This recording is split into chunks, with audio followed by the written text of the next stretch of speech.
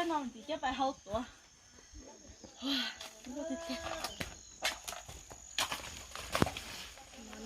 nó đây được phát chơi à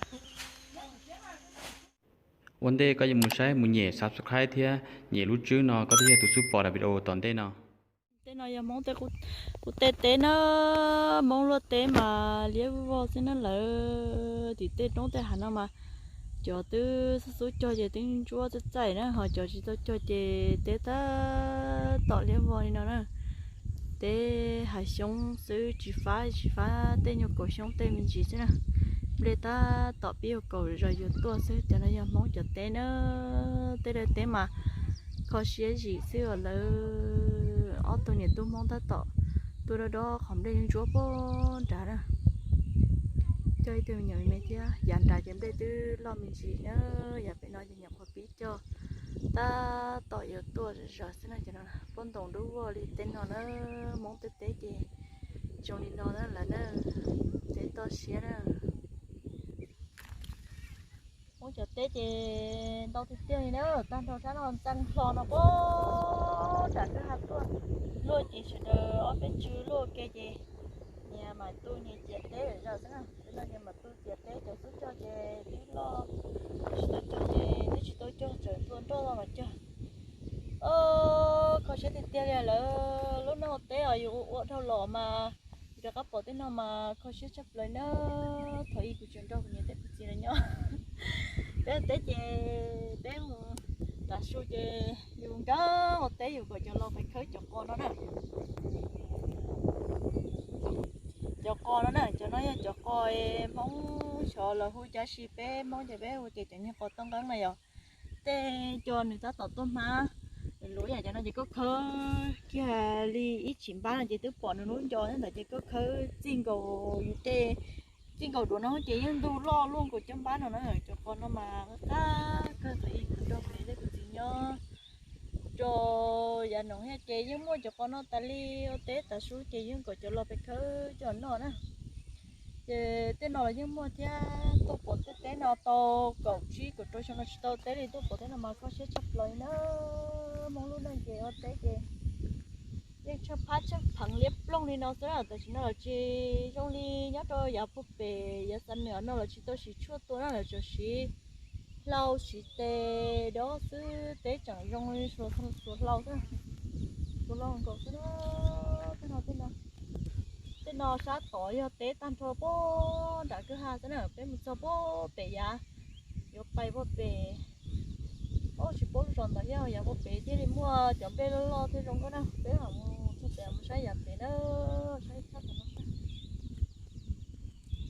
đây mà ta tổ cột thì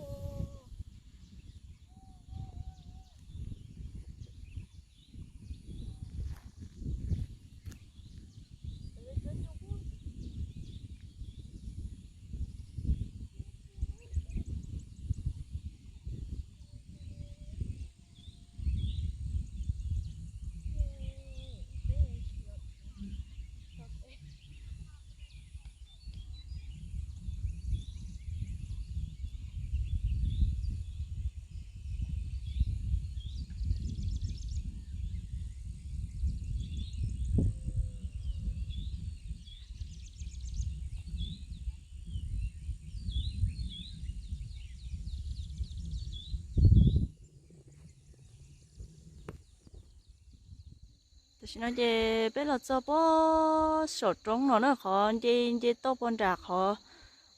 tụi đê này nó nên bé lột con trà nó đó thì tôi cho bé nó mà thay chơi cho quá bự cho hạ đỡ von nó rồi có chấp lại nếu họ chia cho cháu quá tiếc bự đỡ von trời trống trời hạ đi nó thì giống rồi nó nữa bé lột con trà cho quá cho nên cho hạ con trà lon thôi đó bé nè cho mấy lúc rồi mong nhớ tròn tự còn đó là bé lò thì chờ rồi mong thì lon đó nó rồi mong thia bớt thời nhá chỉ chờ rồi đã lon nữa lúc rồi tới giờ rồi mong thia rồi bớt thời nhá ok nè rồi nó mong là hồ tiền lúc rồi thầy lọt nó nè lúc nè thì bé lon đã lúc rồi mong nó nhớ đây cái chế là nó cứ nó đây cái chế trừ cái chế bay đi là nó lúc rồi nó lúc rồi mới lúc bể là bay đi nữa bể là có tỷ cho hoa rồi hạ có thì nó nữa nhớ con đà mà chỉ bỏ hoa đấy chỉ là cho bó sụt trong này chị hoa rồi hạ mà trong đó chấp lỡ nhớ còn trong đó chỉ bỏ hạ lý nó tôi xí mà bỏ trong bỏ hạ chút xíu nó nữa thế nào mà hoa đâu có bự trời trống mà không sẽ gì cho tôn riêng thế nó có té rồi nhu té mong chế chậu té rồi nhu té lê li mong to xe bé mong già thủ nè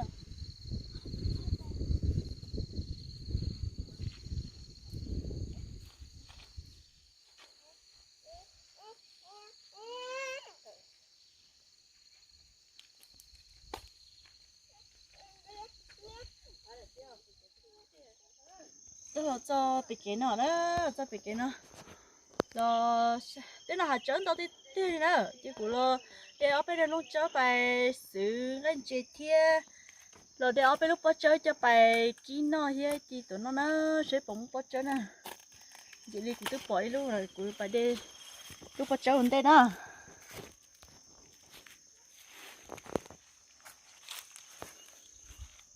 thế nào mà thì chia tôi sẽ chọn một nhánh rồi nó một nhánh mà chỉ được rồi kìa mấy chục cái nữa ô lúc bắt chơi được không ê cũng bay ua còn sẽ nhiều bồn lỏ chúng nó chỉ chủ lý đó chúng nó chỉ ua sẽ nhiều bồn đảo lỏ thế nữa thì chúng tôi ý tụ ba còn nên chơi đâu cũng nên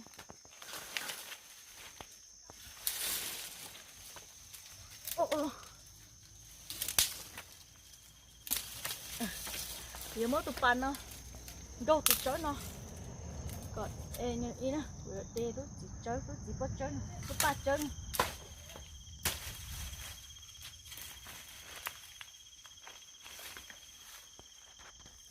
bắt chơi chụp mò thôi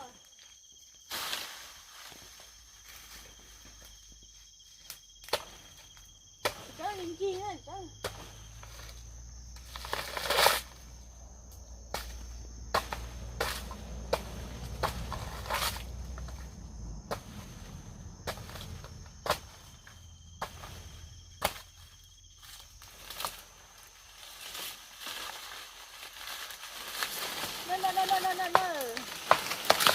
đồ lỏ nữa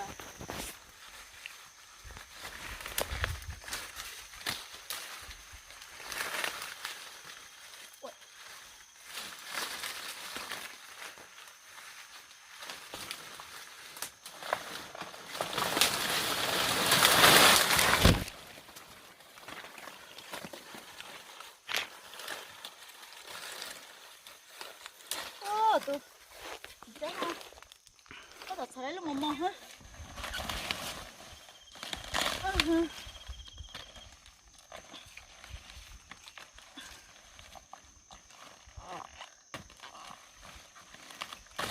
lấy nữa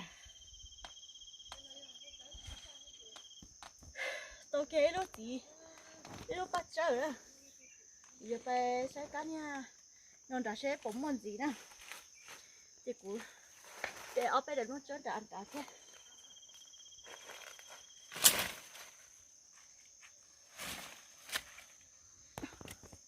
tao lúc bắt chơi mà mò nó cho phải thâu là tao cho phải chi tụi con chó nó cắt cha cho tụi nó cho cái lúc chơi đó là cho nó nè ở đây cho nó chơi cho phải xử lên chè nha giờ tao chỉ nó sườn giò chè bay giờ tao ý cho anh chè lặng à chỉ mua chè lo là chè giờ lấy cái ó luôn cái chè lặng để đến lúc chơi nó phải xử lên chè nó ôi ôi chả chúng muốn tuổi theo thôi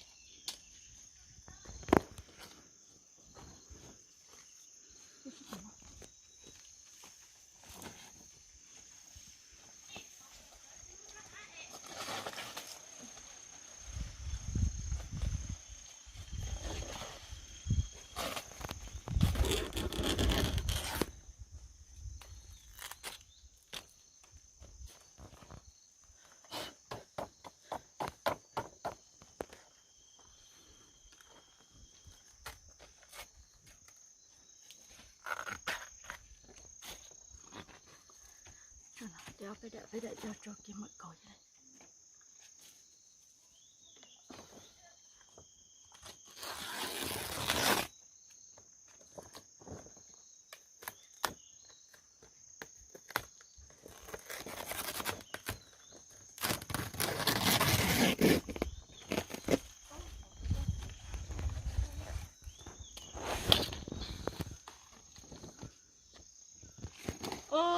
Tôi cho nó khó xé thì cái này lỡ đã lo chụp có thì trống thì tôi theo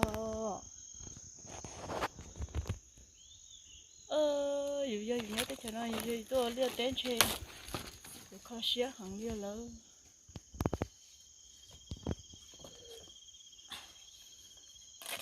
chỉ khó lo không thể rồi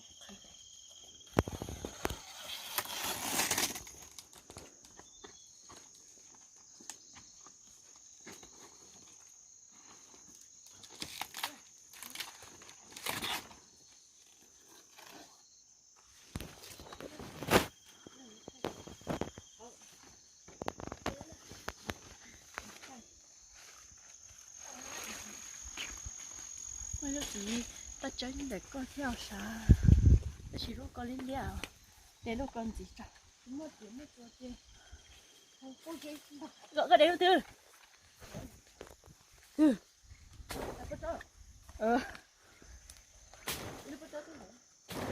cái bò lo cái đít cho đây cho nó cũng phải chủ lúc gì bắt chơi làm gì cho nhưng ao là kia con cha cái này nó là cho bé bắt được hả chia cho anh nó lâu thế rồi đúng không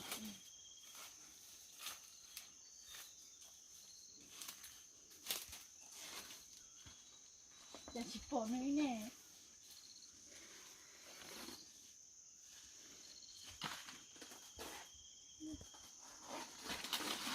giờ chủ kia tụi nó sẽ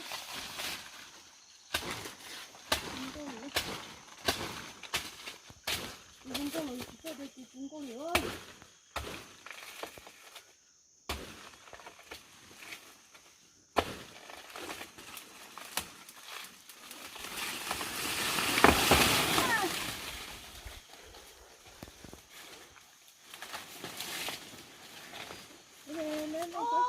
mấy đứa mò mò này có tất tọt tầm được theo đấy từ đó làm được không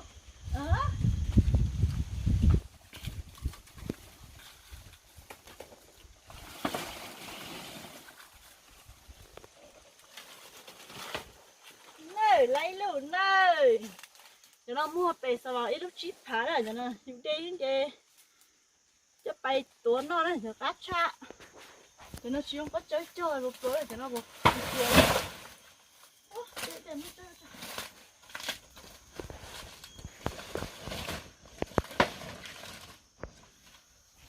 một chơi không có tiền tiền liền nữa tao khỏe lắm tấu thiệt sao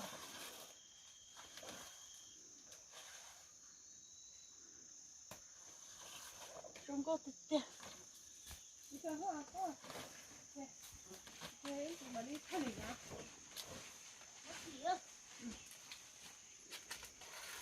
đi cả là con to này chín đó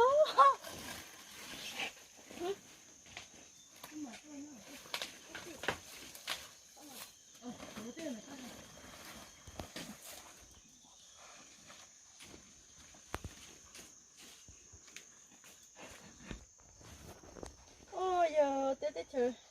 nó chơi khó xé ở đó lâu quá rồi rồi xí rồi lâu quá rồi thì tết trống tôi xí đó là chúng mò cô phải chủ luôn bắt cháu tao làm gì đó cô phải lúc tết tỏi cô biết tao mó như tao nó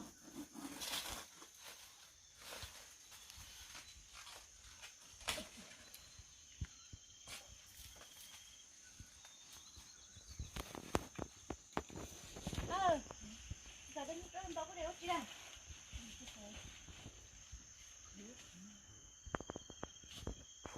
nó còn lúc còn bao sáng ôi nó tao nhớ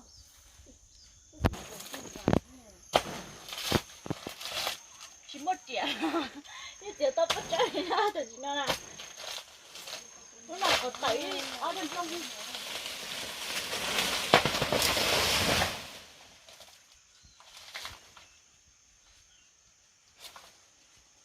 Ở đây cho.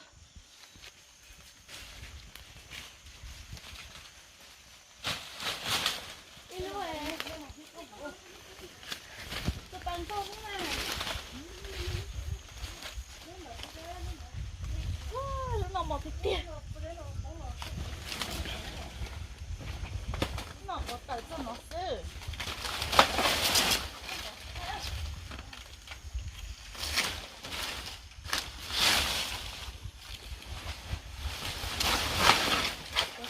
Chè cho liếc ra, cho nó mang kín kín để cho nó đắng rồi yên ló đi đây.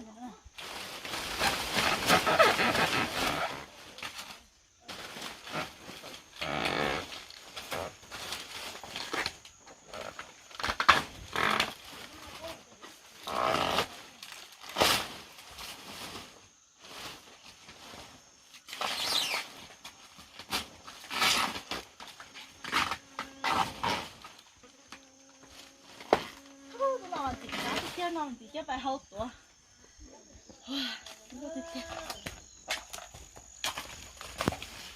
nè nó nè được bắt chơi à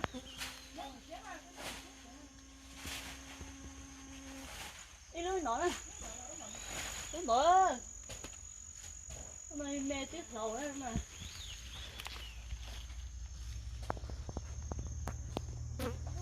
sao bắt chớ mà nó sao kỳ thế tôi để bắt chớ một hồi nào xem vậy đi đánh rong gì cái quá nó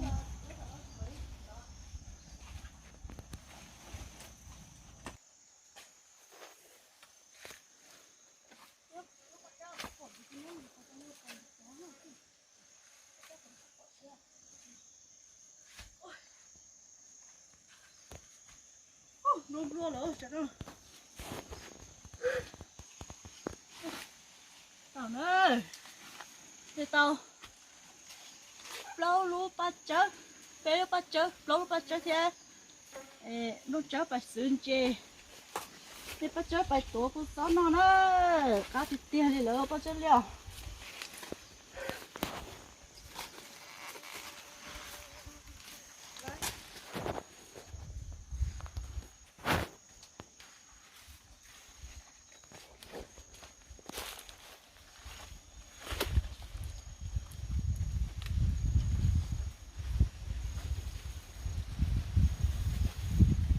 tao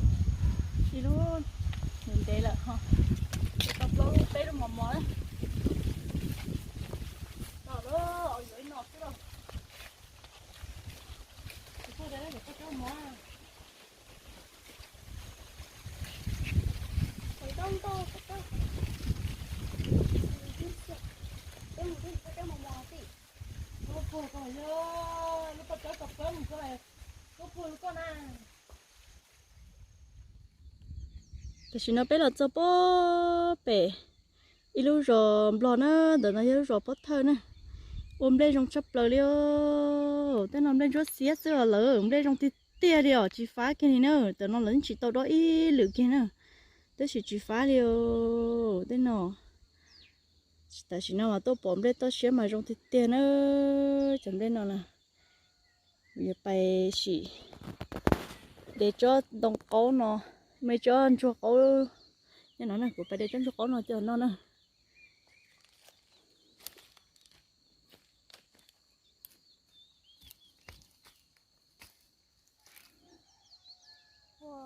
lên vào trong tia liều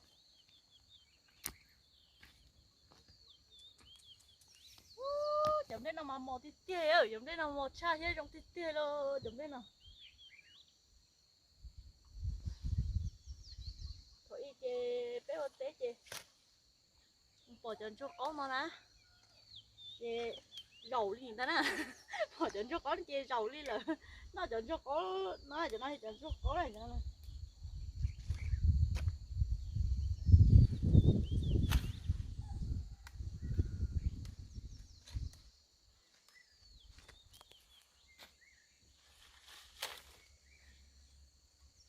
cái nào mà tết nào rong hổ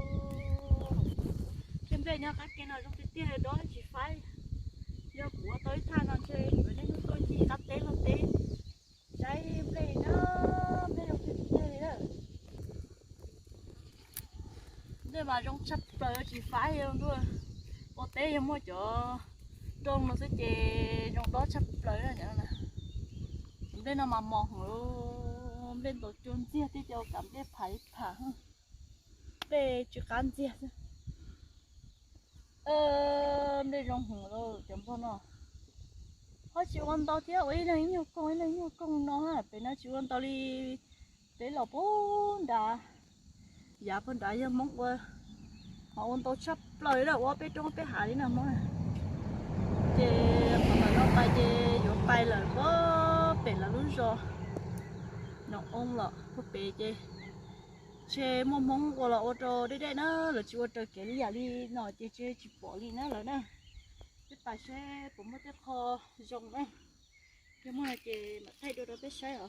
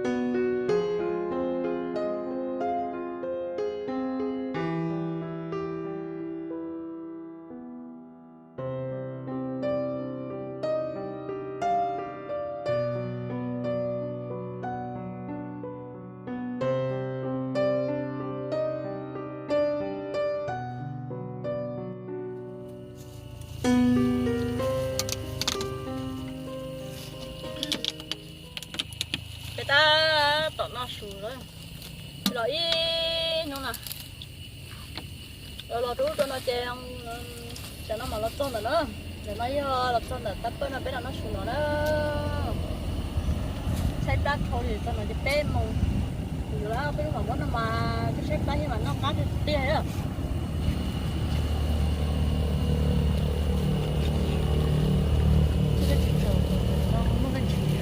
ta bé tụi quá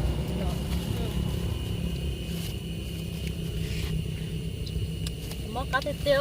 món món khăn à tôi mới sợ nó cũng trở tôi gửi chồng nó cho nó chỉ tọt cái à cho bé luôn sáng thì nó mới chơi xỉa và chẳng đã mà nó muốn cho tôi nhìn xỉa chồng đấy nó cái khác tọt đó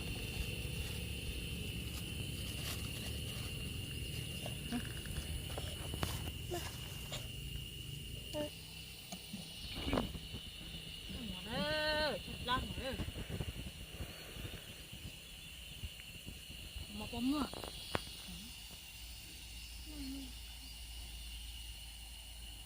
nó một cái cá mới nó chơi nó mở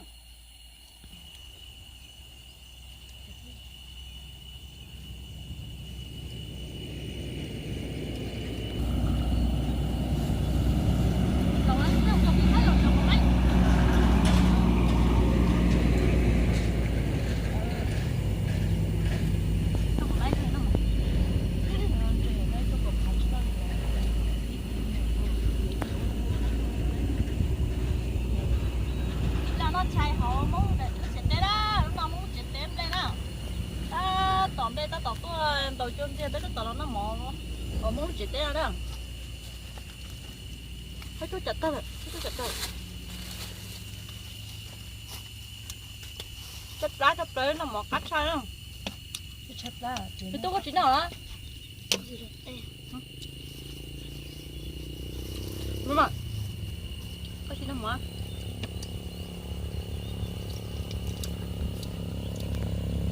nó mò cắt thì chưa là dù lấy không cái kia trong chuyện chi nhá cả một thằng nó không có tốt nữa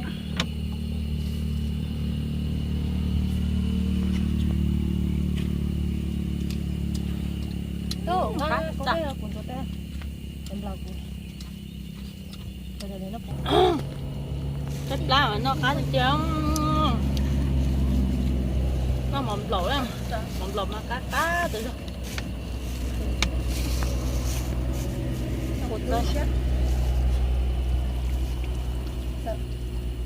cột tôm chui lúc cột tôm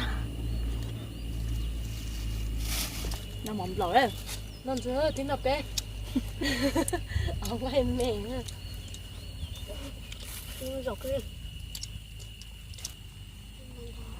mất sống nào tan tan sao mất nhưng tiền tài nó cái chơi sẽ được cái ở bên luôn ở bên một trái nó tà món tôi coi nó tà từ từ cổ quá